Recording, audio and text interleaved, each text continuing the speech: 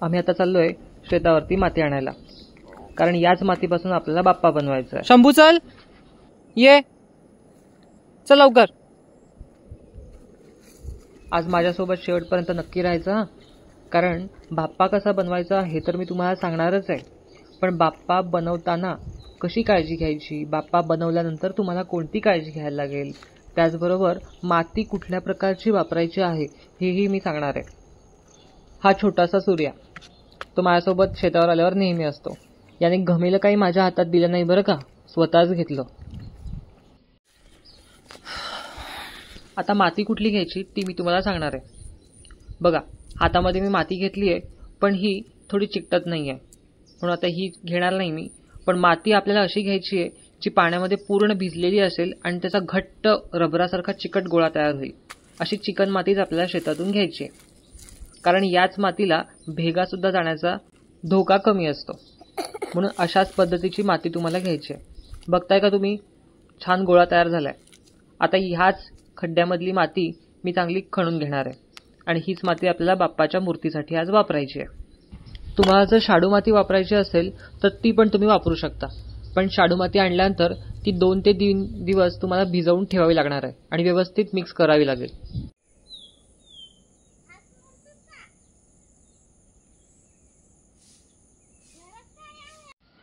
मी एक पाट घेतला आहे, त्याच्यावरती कागद टाकलेला आहे, कारण मूर्ती खाली चिटकू नये म्हणून. तुम्ही प्लास्टिकचाही वापर करू शकता. काम सुरू करण्याच्या आधी मी पाटाचं पूजन केलं आहे, कारण बाप्पाचे आशीर्वाद आपल्याला आवश्यक आहेत. कोणत्याही कारखान्यात जेव्हा पहिली मूर्ती तयार केली जाते तेव्हा आधी असंच पूजन केलं जातं, हे मी बघितलं होतं. तुम्ही बघितली असेल, मातीमध्ये मला पाणी कुठेच मिक्स करायची गरज पडलेली नाही आहे, कारण माती ऑलरेडी शेतातून आणली होती आणि ती चांगली भिजलेली आहे. माती व्यवस्थित पसरवून घ्यायची आणि मी कालथीचा वापर केला आहे, कारण जे कट आपल्याला हवेत पाटाचे ते व्यवस्थित दिसायला हवेत, त्यासाठी मी कालथीचा वापर केला आहे. व्यवस्थित पाट आपल्याला आधी तयार करून घ्यायचा आहे बाप्पाचा. तुम्ही बघू शकता की माती जी आहे ती व्यवस्थित मी बारीक बारीक भरून घेतलेली आहे पाटामध्ये, कारण पाट हा आपला कुठेही पोकळ राहता कामा नये, कारण मूर्ती जर तुम्ही उचलायला गेलात तर ती मूर्ती आपल्या हातात यायला नको म्हणून. आणि सुरीचा वापर करून त्याचे जे कॉर्नर आहेत ते व्यवस्थित मी कट करून घेतलेत.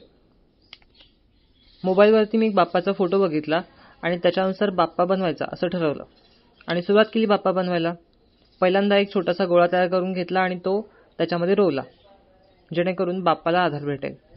आणि हो, खराट्याच्या काड्यांचा देखील मी वापर केला आहे, कारण बाप्पाची मूर्ती तयार झाल्यानंतर किंवा तयार करत असताना मूर्ती सारखी हलत असते, कारण आपण वेगवेगळ्या ठिकाणावरून बाप्पाचे हात तयार करतो किंवा बाप्पाचे जे काही पाय आहेत किंवा वेगवेगळं आपलं काम चालू राहतं. म्हणून बाप्पाची मूर्ती हलू नये म्हणून मी त्याच्यामध्ये खराट्याच्या काड्यांचा वापर केला आहे, जेणेकरून बाप्पा जो आहे तो एका ठिकाणी स्थिर राहील, मूर्ती हलणार नाही. हे सगळं जे काम आहे ते मी रात्रीच्या वेळी करत असतो. 12 नंतर एक निवांत वेळ भेटतो आणि तेव्हा शांतता असते, कोणाची गडबड नसते आणि शांत वेळेत ना विचार खूप चांगले येतात मनामध्ये आणि कलाही छान सुचते बरं का. मुळात कलेला वेळ हा निवांत द्यावा लागतो, कारण कला ही अशी गोष्ट आहे की तिला घाई गडबडीत करता येत नाही. निवांत वेळेत तुम्ही जितकं काम कराल ना तितकं ते छान होतं आणि सुंदरही होतं.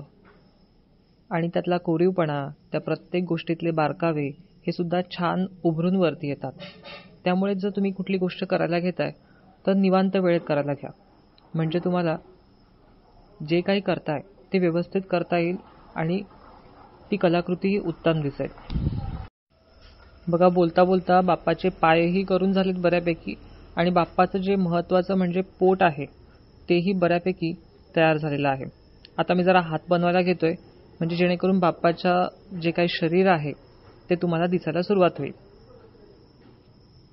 करताना काळजी घ्यायची आहे प्रत्येक गोष्टीची. हात जो काय आहे बाप्पाचा तो आपल्याला एक आहे तो आशीर्वाद देणारा दाखवायचा आहे आणि एक असेल तो आपल्याला मोदक घेताना दाखवायचा आहे. मी बैठ्या बाप्पाचं रूप हे कल्पनेमध्ये ठेवलेलं आहे आणि त्यानुसार मला बाप्पा बनवायचा आहे. बघू शकता, दोन्ही हात माझे करून झालेत आणि बाप्पाचे पायही सुंदर दिसत आहेत, पोटही सुंदर दिसतंय.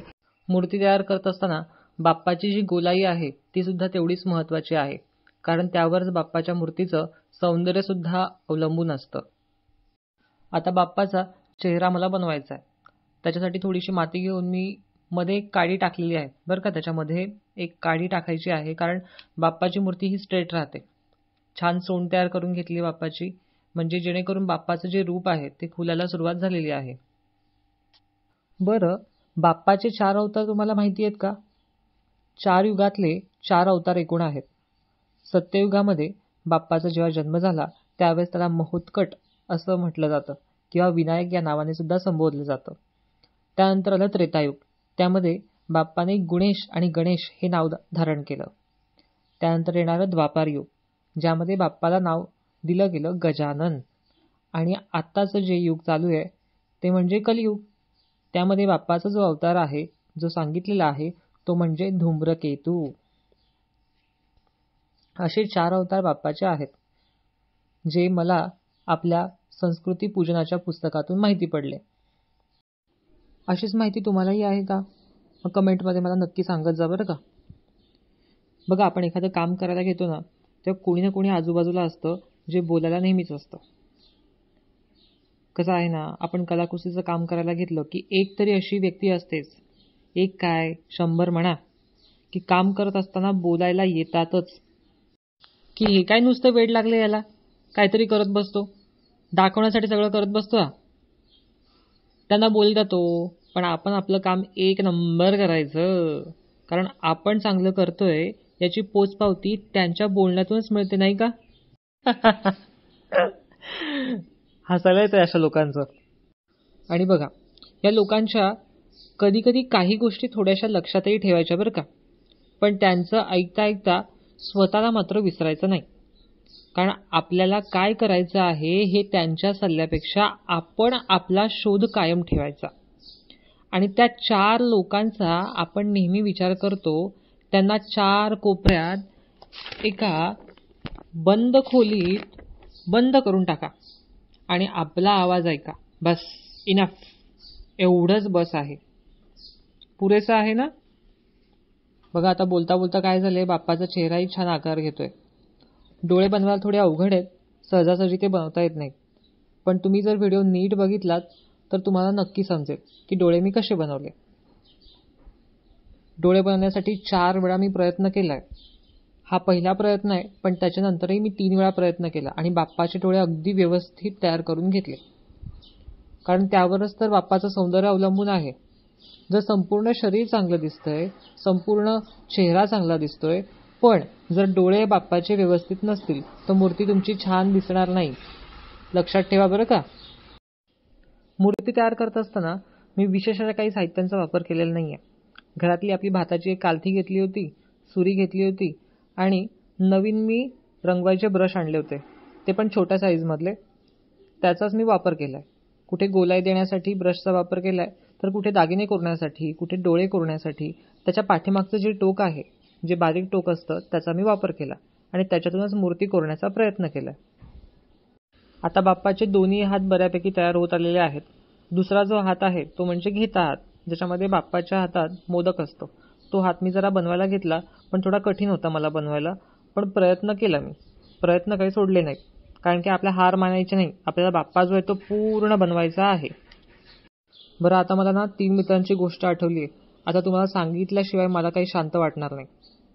ते 3 मित्र कोणते, चला ते पण तुम्हाला मी सांगून टाकतो. 3 मित्र होते एका शाळेमध्ये. त्यांची शाळाही पूर्ण झाली होती. त्यांची नावं अशी होती, ज्ञान, धन आणि विश्वास. या तिघांचीही खूप चांगली मैत्री होती. तिघांनाही एकमेकांबद्दल खूप प्रेम होतं बरं का. एकदा काय झालं, काही कारणांमुळे तिघांनाही वेगळं व्हायची वेळ आली. तिघेही एकमेकांना म्हणाले, गेल्यानंतर आपण कुठे भेटायचं? तेव्हा ज्ञान बोलला, मी तुम्हाला शाळेत भेटेन, तुम्ही शाळेत मला भेटायला नक्की या. धन म्हणालं, मी श्रीमंताच्या घरी असतो, माझी नेहमी वर्दळ असते बरं का, ये जा असते तिथे, तुम्ही मला भेटायला येत जा तिथे. पण विश्वास जरा शांतच बसला. दोघांनी त्याला विचारलं, का रे एवढा शांत तू? तू कधी भेटणार आम्हाला, आणि तुला भेटायचं तरी कसं? त्या विश्वासाचे डोळे थोडे पाण्यानेच भरून आले आणि तेव्हा तो म्हणाला, की मी एकदा जर गेलो ना तर पुन्हा कधीच भेटणार नाही तुम्हाला. बघा, ज्ञान धन असलं तरी तुमचा स्वतःवरचा विश्वास तेवढाच महत्त्वाचा आहे. आणि कलाकारांसाठीच नाही तर प्रत्येक क्षेत्रातील व्यक्तींसाठी विश्वास हा स्वतःवरचाच नाही तर समोरच्यावरती आपण जो विश्वास ठेवतो तो सुद्धा महत्त्वाचा आहे. आणि विश्वास ठेवणारी व्यक्ती सुद्धा तेवढीच पात्र असली पाहिजे. नाहीतर तुमचा विश्वास एकदा उडाला की सगळं संपलं. बघा, आता बोलता बोलता बाप्पाचे केसही तयार करून झालेत. आता मी बाप्पाच्या अंगावरचा शेला तयार करून घेतोय. त्याच्यासाठी मी मातीची लांब नळी तयार करून घेतली आणि पाण्याच्या सहाय्याने ती चिटकवली. बाप्पाचे चारही हातही तयार करून झालेत. बाप्पाची सोंड आता मी कोरायला घेतली आहे. ती पण चमचा घेतला आणि चमच्याची पाठीमागची बाजू वापरली. छान अशा रेषा मारून घेतल्यात आणि त्याच्यानंतर मी काय करणार आहे, थोडंसं पाण्याच्या बोटाने ते असं पुसून घेणार आहे. म्हणजे जास्त टोकदार त्या रेषा दिसणार नाहीत. सोंड अशी छान दिसेल. बाप्पाचे डोळे बघा किती सुंदर दिसतात. असं वाटते बाप्पा माझ्याकडे बघतोच आहे काम करताना. एक महत्त्वाची गोष्ट करायची राहूनच गेली होती माझ्याकडनं. मला वाटलं बाप्पा आता पूर्ण झाला. पण नंतर लक्षात आलं उंदीर मामा मी बनवलाच नव्हता. कारण उंदीर मामा असल्याशिवाय बाप्पाच्या मूर्तीला शोभा नाही. आणि नेहमी आपण जेव्हा मूर्ती घ्यायला जातो तेव्हा पहिल्यांदा काय बघतो, बाप्पाच्या खाली उंदीर मामा आहे का, दिसतोय का उंदीर मामा, तेव्हाच आपण बाप्पाची मूर्ती बुक करतो किंवा बाप्पाच्या मूर्तीला आपण घरी आणतो. आणि उंदीर मामा नसेल तर त्या मूर्तिकारांना सांगतो की आम्हाला सेपरेट उंदीर मामा द्या. उंदीर मामाशिवाय बाप्पाचं पानही हलत नाहीत. बाप्पाला प्रत्येक ठिकाणी उंदीर मामा सोबतच लागतो. कारण बाप्पाचं वाहनच आहे उंदीर हे. उंदराशिवाय कुठलीही गोष्ट पूर्ण होत नाहीत. आपल्या घरातही वेगवेगळ्या प्रकारचे उंदीर येत असतात, खूप त्रास देतात. बाप्पाला त्याची नक्की कंप्लेंट करा, बाप्पा तुमचं नक्की ऐकेल.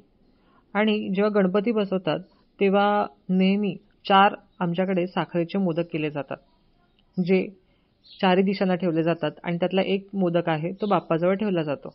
पण ते साखरेचेच बनवले जातात. आता ही जी पद्धत आहे ही कोकणामध्येच केली जाते.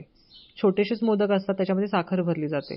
जर तुम्हाला हे मोदक गणपती म्हणजेच गणेश चतुर्थीच्या दिवशी ठेवता नाही आले तर त्या विसर्जनानंतर जी पहिली चतुर्थी येते त्याला साखर चौथ असं म्हटलं जातं. आणि ह्या साखर चौथीच्या दिवशी असे 4 साखरेचे मोदक केले जातात. म्हणजेच मध्ये बाप्पाच्या जवळ ठेवला जाणारा तो एक, म्हणजे एकूण 5 मोदक. हे 5 साखरेचे मोदक केले जातात आणि चारही दिशांना 4 ठेवले जातात. उंदीर मामा येतो आणि त्यातला एक तरी मोदक नक्कीच खाऊन जातो. आमच्या घरी तर आम्हाला नेहमी हे बघायला भेटतं. उंदीर एक तरी येतो आणि तो मोदक खाऊन जातो. मग आम्हाला बरं वाटतं की बाप्पापर्यंत हा नैवेद्य पोहोचला. या पाठीमागची भावना अशी आहे की उंदरांनी आपल्याला त्रास देऊ नये किंवा आपल्या घरामध्ये जास्त उंदरांनी दंगामस्ती करू नये, यासाठी हा नैवेद्य केला जातो. म्हणजे बाप्पाला तर मोदक प्रिय आहेच, पण त्याचबरोबर उंदरालाही असा मोदकाचा नैवेद्य दाखवला जातो. आता बाप्पाची मूर्ती माझी पूर्ण होत आलेली आहे आणि ही जी काही मूर्ती आहे ती आपल्याला सावलीतच वाळवायची आहे. कुठेही उन्हामध्ये वाळवायची नाही, कारण याला तडा जाऊ शकते. आणि हो, पूजा करत असताना विशेष काळजी घ्यायची आहे, ती म्हणजे यावर जास्त पाणी लागू द्यायचं नाहीये, कारण मूर्तीला तडा जाऊ शकते. म्हणून तुम्ही तुमची जी धातूची मूर्ती आहे त्याचं पूजन करून बाप्पाच्या पायाला फक्त दुर्वांच्या आधारे पाणी लावू शकता. बाप्पाची मूर्ती आता माझी तयार करून पूर्ण झालेली आहे. आणि हो, ही मूर्ती मी थंड हवेत किंवा सावलीतच वाळवणार आहे. आपण बनवलेली ही बाप्पाची मूर्ती पूर्णपणे पर्यावरणपूरक आहे, त्यामुळे याचा कुठलाही धोका नाही. काही वेळानंतर मी याला रंगसुद्धा देणार आहे. आणि हो, तुम्हाला कशी वाटली बाप्पाची मूर्ती कमेंटमध्ये मला नक्की सांगा.